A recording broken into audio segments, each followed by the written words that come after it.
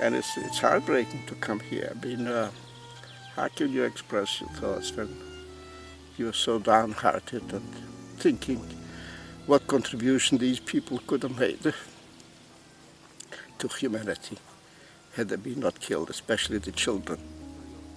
What did they do to deserve that? 95-year-old Howard Chandler was just 16 years old when he was transported to Auschwitz-Birkenau with his father and brother during World War II. A is what he's facing is still standing, and the rest was taken apart for one reason or another. Chandler's father was sent to another concentration camp where he died. By luck, Chandler and his brother survived. Since then, he has made it his mission to return to Poland and to help the world not forget what happened here.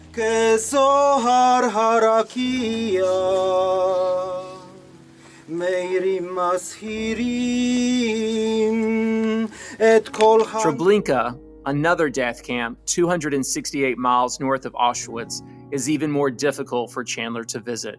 His mother, his younger brother, and his sister were gathered and put on a train. They didn't know where they were going, and my father and his other brother, and his dad didn't know where his mom and sister and younger brother were going. But they ended up coming here to Treblinka. They were brought in here by train, and they were marched right to the gas chambers, and they were killed here.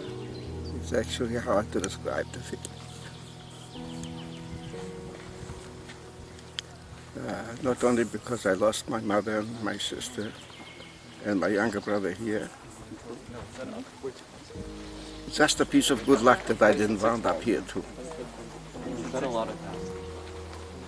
It was just pure luck.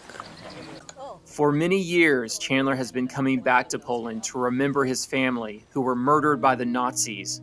On this trip, his two daughters, Hetty and Bonnie, accompanied him along with teachers and students with the nonprofit Classrooms Without Borders, based in Pittsburgh, Pennsylvania. So what we do here, and what the Jewish tradition is to say Kaddish, to say a prayer for the dead in their memory, so that they will never be forgotten. Because it's the place where my grandmother and my aunt and my uncle, who I never had the opportunity to meet, are buried here. It's very emotional. It's easier to forget than it is to remember. It's very, very painful for us as first generation, second generation, third generation for my children to remember or even understand or believe that these things could happen. But they can happen, and they did happen.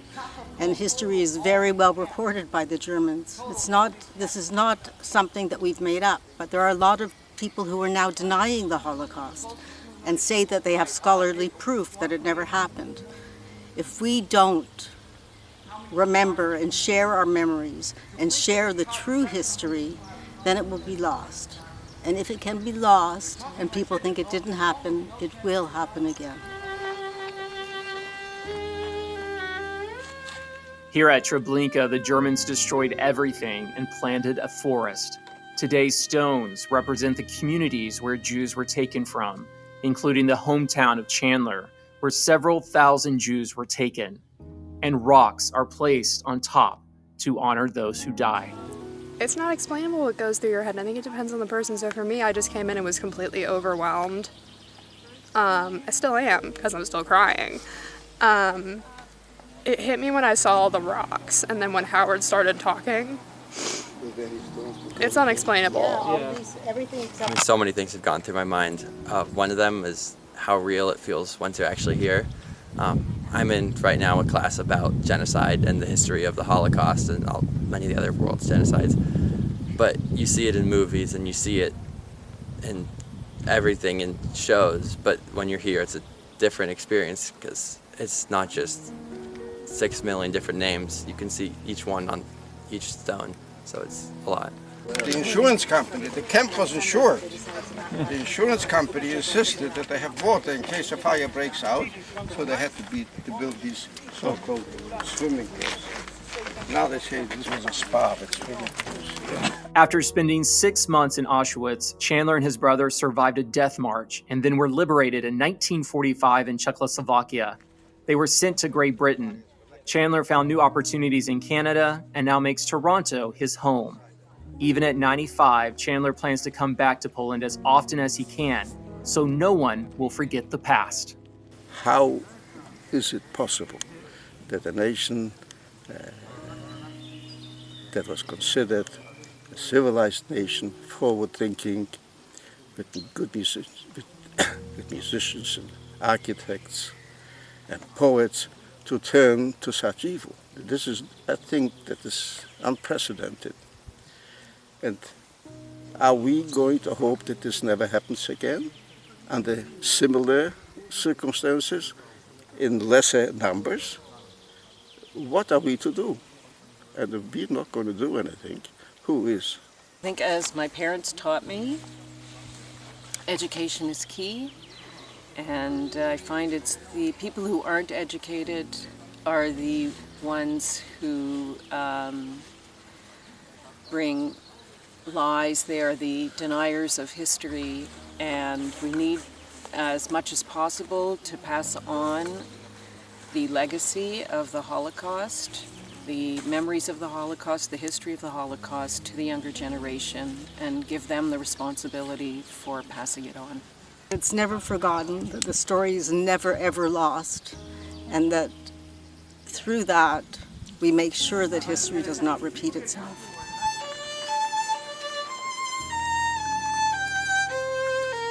The journey to Poland is heartbreaking and difficult, but as hard as it is, the hope of a brighter future is near.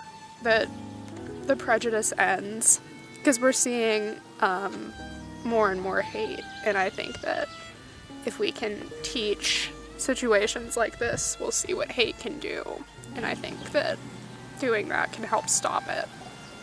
Because if there's no one to remember them, and there's no one that will stand up to do so, and it could happen again. Someone has to tell the story. We have to remember. We have to remember what happened, and we have to remember not the numbers, but each and every individual who, in normal times, would have made tremendous contribution to mankind. People can't be indifferent. Indifference is one of the worst things. There's little things that happen, bullying, people who make fun of other people. You have to stand up. You have to stand up for others, people with disabilities. You have to be a better person, a bigger person.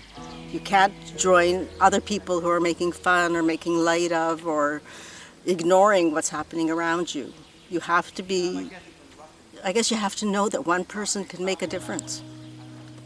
And that's my hope, that people know that one person can make a difference. But the hope for the future is that there's no evil. There's no such thing as anybody thinking that they're above anybody else. That they are deserving and the others are not deserving to breathe or to eat or to live. So unless we come to the conclusion that everybody is deserving and everybody's as good as the next person to them, there's no hope for anybody. Hey, menuchatam veyamdu legoralam leketz hayami